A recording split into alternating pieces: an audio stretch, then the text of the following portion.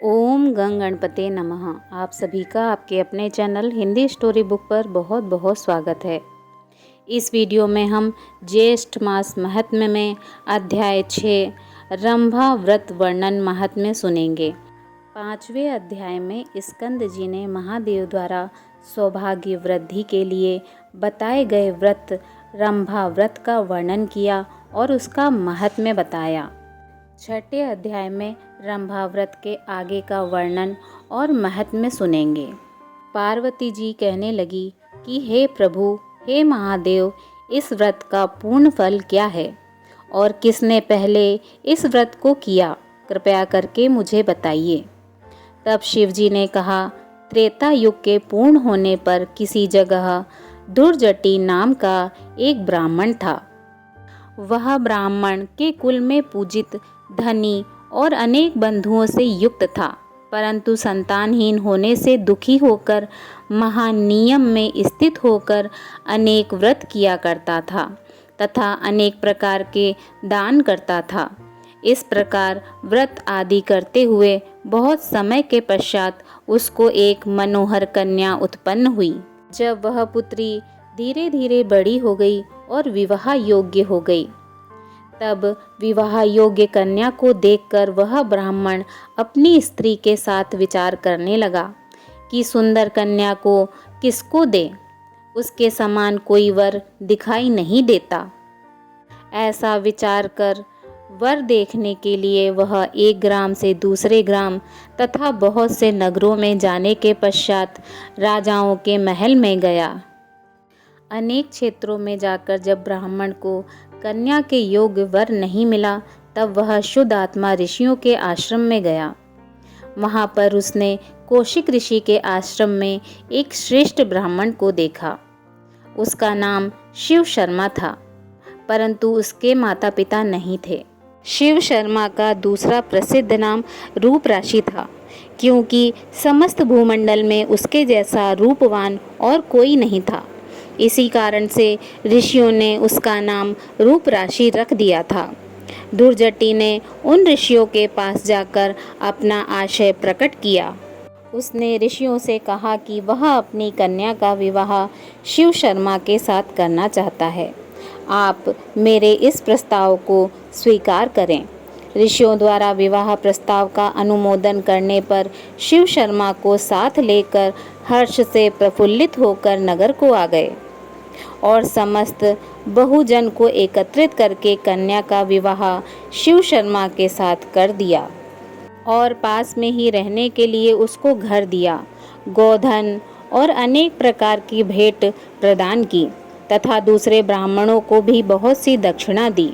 शिव शर्मा अपनी सुशील और गुणवती पत्नी के साथ प्रपंच जनित अपूर्व सुख का आनंद करने लगा। इसी तरह वह सुखपूर्वक रहने लगा।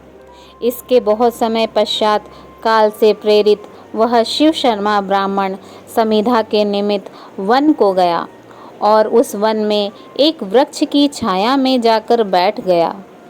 उसी समय शिव शर्मा को एक अजगर आकर निगल गया और किसी ने भी इस कार्य को नहीं देखा तथा सूर्यदेव भी अस्त हो गए थे।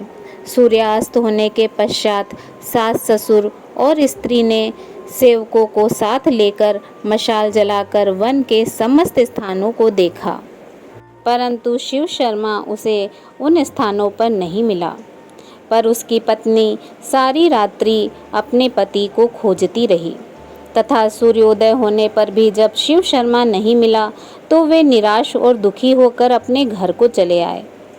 पतिव्रता गुणवती अपने पिता के घर में शोकाकुल होकर रहने लगी और नित्य देवताओं के पूजन में रत रहने लगी।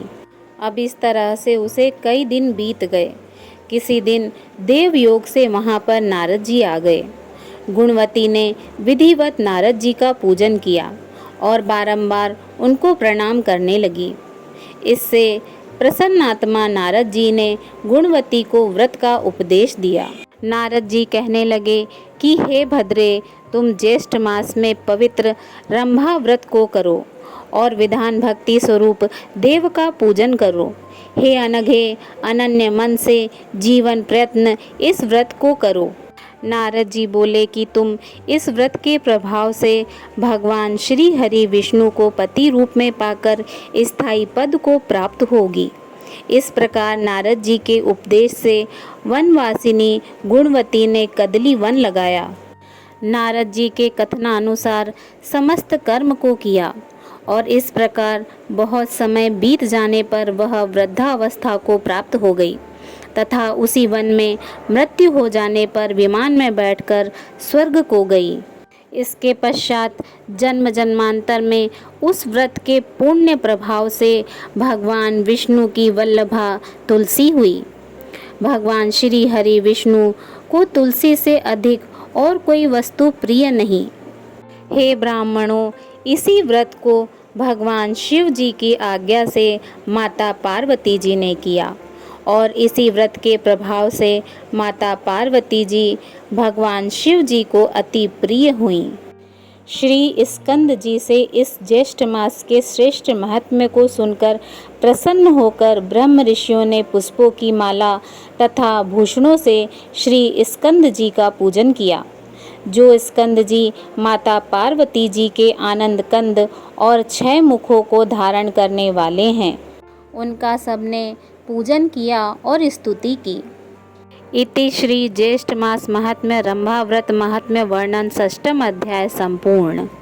बोलिए श्री हरि विष्णु भगवान की जय। ओम नमः पार्वती पते हर हर महादेव।